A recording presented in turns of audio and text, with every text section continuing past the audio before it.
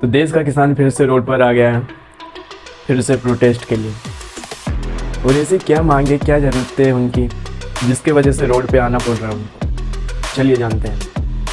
तो ये कहानी है रामलाल की।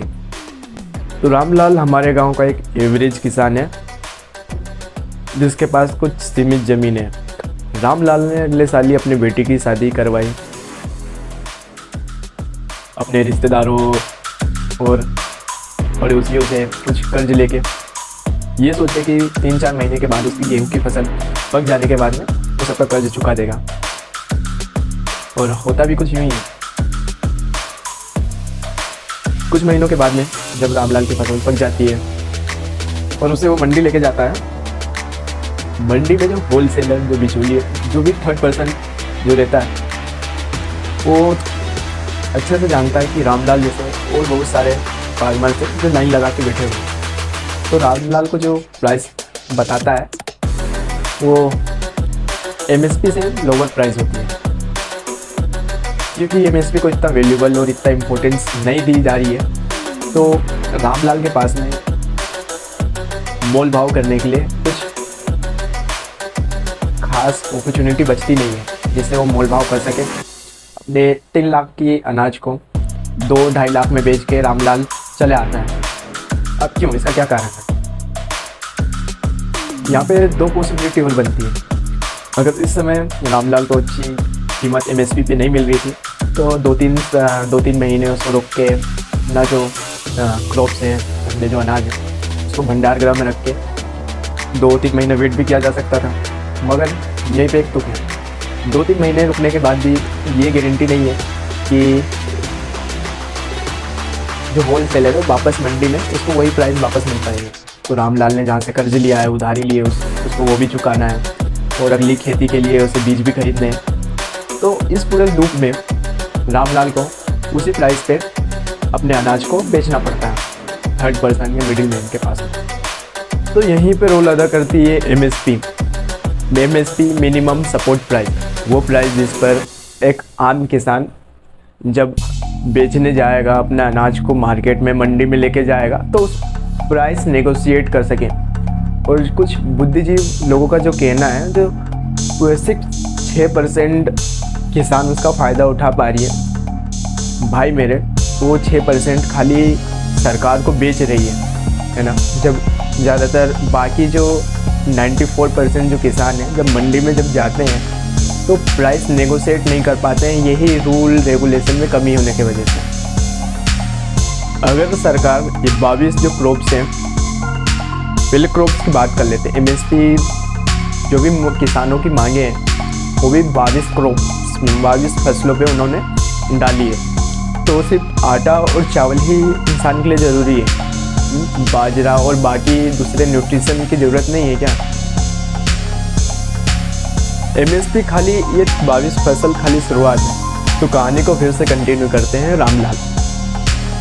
तो रामलाल की जो फसल थी एमएसपी की वैल्यू से 3 लाख की थी, तो 2 से 2.5 लाख पे रामलाल उसको बेच कर आता है। रामलाल खुद पति, पत्नी और 3-4 बच्चे सभी खेती बाड़ी में लगे रहने के बाद में भी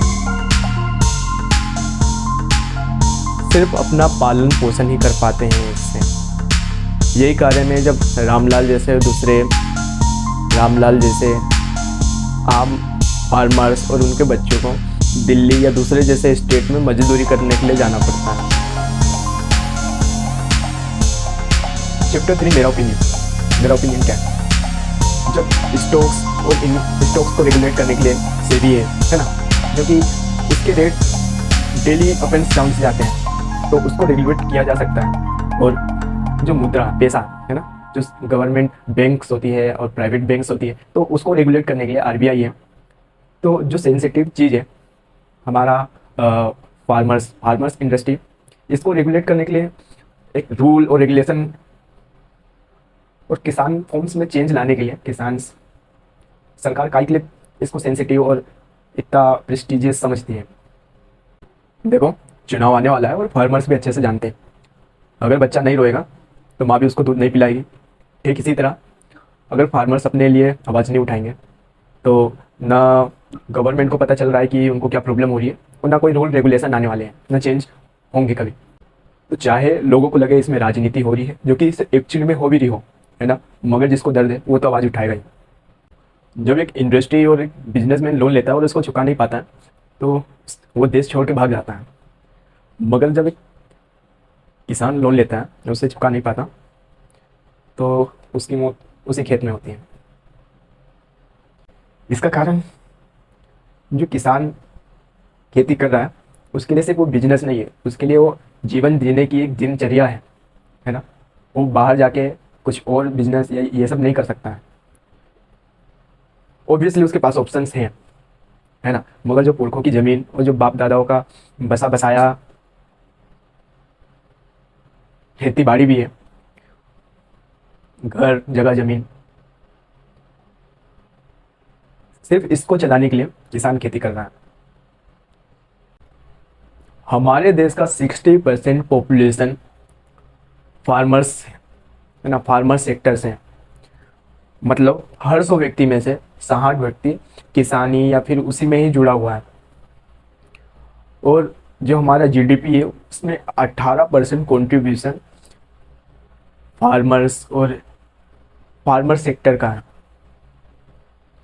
तो इसमें रूल रेगुलेशन लाने चेंज कौन लाएगा? ऑब्वियसली सरकार, है ना। और जिसको प्रॉब्लम है, फार्मर्स को प्रॉब्लम से, तो रोड पे आएंगे ना। मेरे बोल देने से, आपके बोल देने से कुछ चेंज नहीं होगा ना, जब तक वो रोड पे नहीं आएंगे। दिल्ली जाना, कुछ भी करना, चीज़ें वायलेंट भी होंगी, ठीक, जब तक उनको नहीं लगेगा कि उनकी माँ जो है ना, एक बच्चे की माँ है, उसको आवाज़ जा रही है कि उसको भूख लगी है, जब तक तो फार्मर्स प्रोटेक्ट करेंगे, प्रोटेस्ट करेंगे इसमें। Okay, goodbye, same.